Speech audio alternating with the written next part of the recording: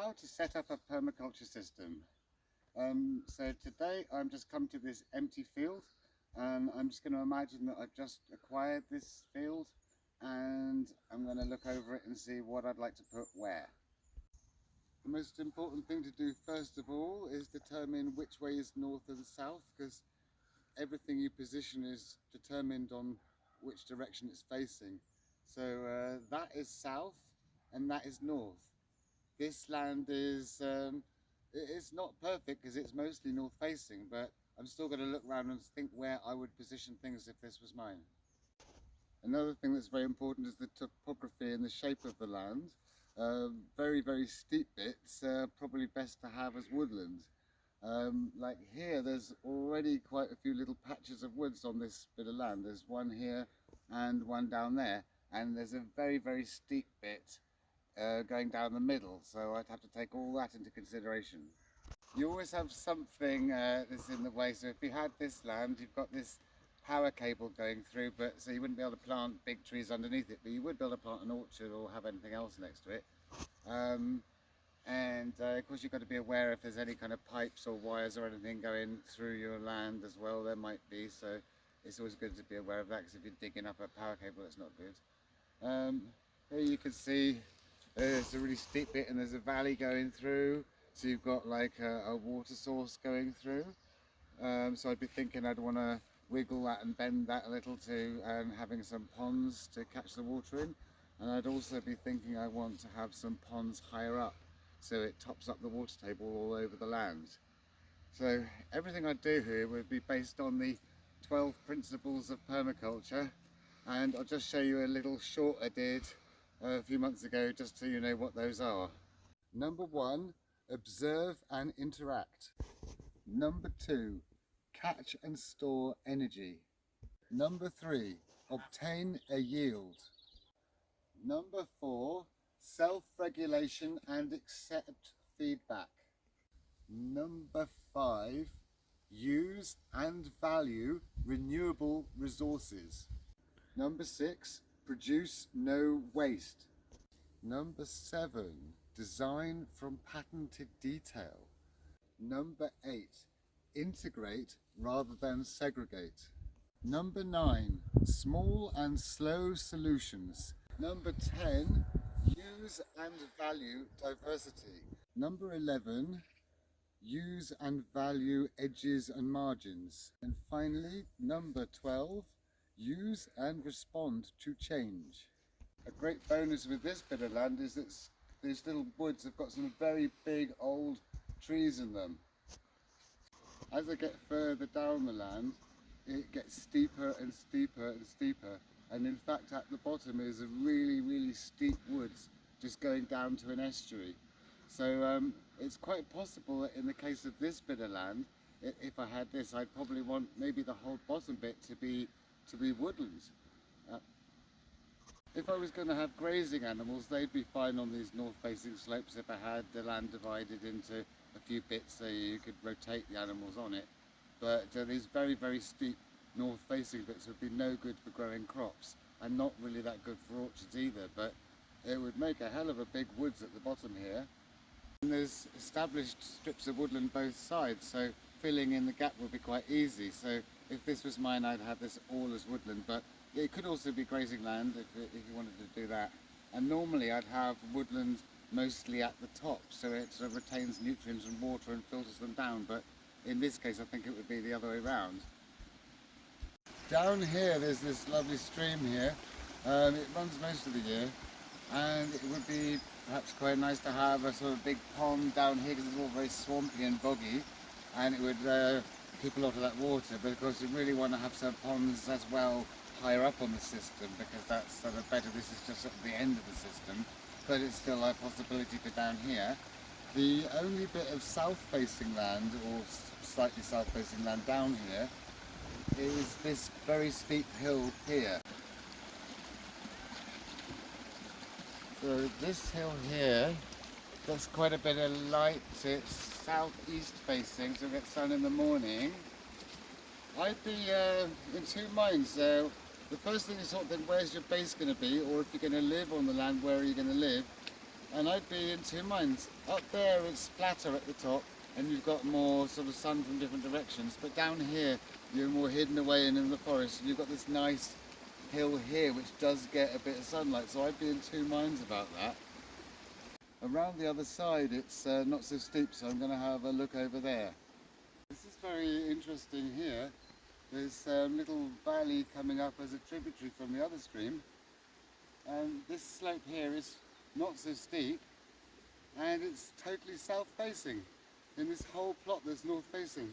You've got this lovely bit here of south-facing, so you could, if you have a house or just a base where you go when you stay at your land, it's good to have it somewhere sunny, because otherwise it gets all damp and unpleasant, and the sun coming in the windows, it heats the house up.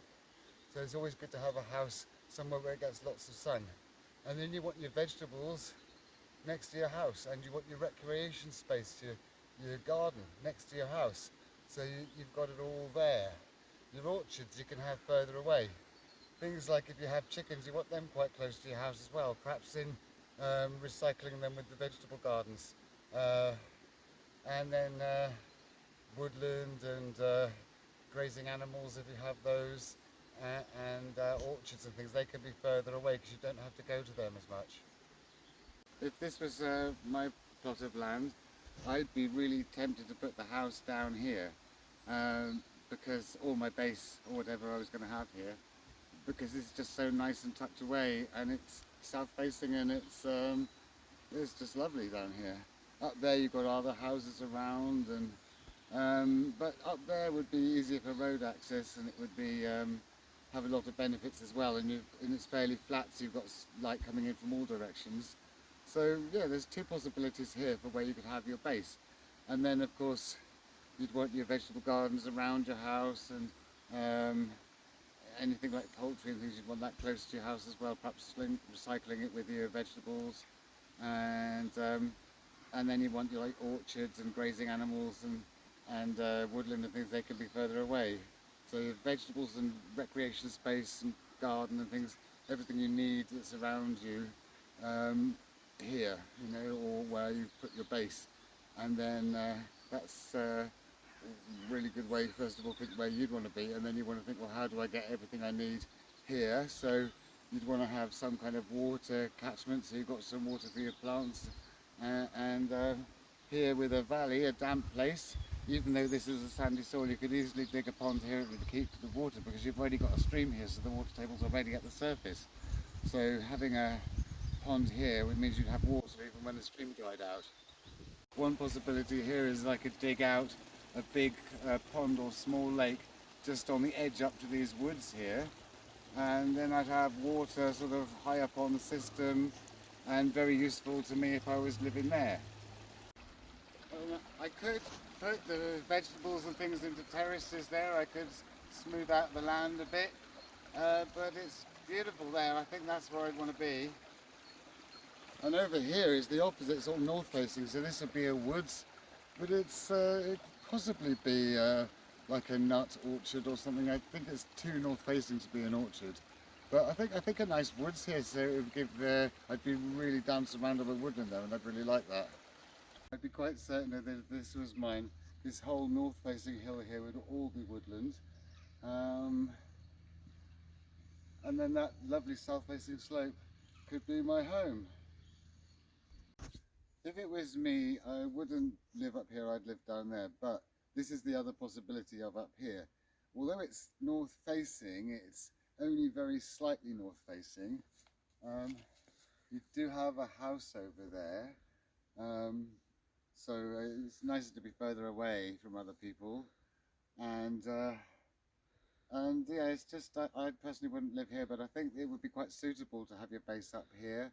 It's the land could be just terraced it a bit and shaped a bit so it wasn't quite as north facing, and you could quite easily grow vegetables up here and have a house up here, and you could probably trap some water in this little dip over there. You could have a pond there, so it's possible to live in two places on this bit of land. If you'd bought this bit of land with somebody else, then one of you could live up here and one of you could live down there. both surrounded by forest. Another thing you need to think about, which is very, very important, is how are you going to make an income from the land? I mean, everything you grow that you're going to eat or use is going to save you money. And saving is just as good as earning. But you will need to earn something if you don't want to have to go out to work and earn money. You need to put as much work and as much effort as you can into your land. If you own land, you're going to need to be doing 50 more hours a week easily. You know, just need to be working all the time, making stuff, doing stuff. If you're going out and doing a job as well, you're just not going to have time. And you also need to think, well, what are you going to sell? You know, you've got your vegetables, which save you money, and your nuts and crops and things, but you need something that you're going to sell. And that might take some time to set up. So you have to go through a period where you're still working somewhere or working part-time somewhere. Our main income from our land is snowdrops.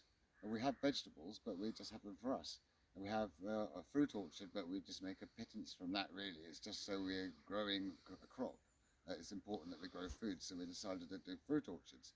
But really, the only thing we make a decent amount of money from is snowdrops. So for us, it's creating northeast facing bits of woodland where you can have snowdrops, and that justifies us having more woodland. But whatever it is that you're going to do, remember, agriculture generally runs at a loss, manufacturing generally breaks even, and leisure is what makes money. So like snowdrops, that's leisure, that's gardening. Say I did like the pond. I could have our ponds and have fishermen coming. You see, that's kind of leisure as well. Although my business plan for that didn't work out. I could worked out that if I had, with the 10 parking spaces we could potentially have and fishermen coming, I worked out we could make a meager living by having fishermen there, but I wouldn't really want to have that. But it's nice to have that to fall back on. But you know, you've got to think, well, how am I going to make a living from the land? And that is a really important thing. So many people get land and they have all these ideas. I've seen so many of them buying land around me, and they just sit there and don't know what to do. They maybe get some chickens or something, and then nothing happens, and then they eventually give up and sell their land.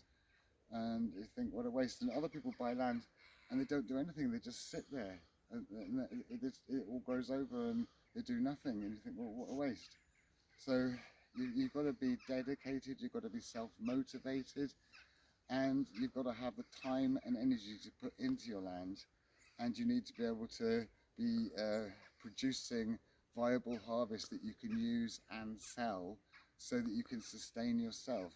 I mean, the more you grow, the less money you need. If you're not connected to the mains and you don't have bills, then you're gonna be saving money. So you're gonna have to need to earn less. If you're growing your own food and you don't have to pay rent, you don't have to pay. That's half your wages you don't need. So you can work part-time.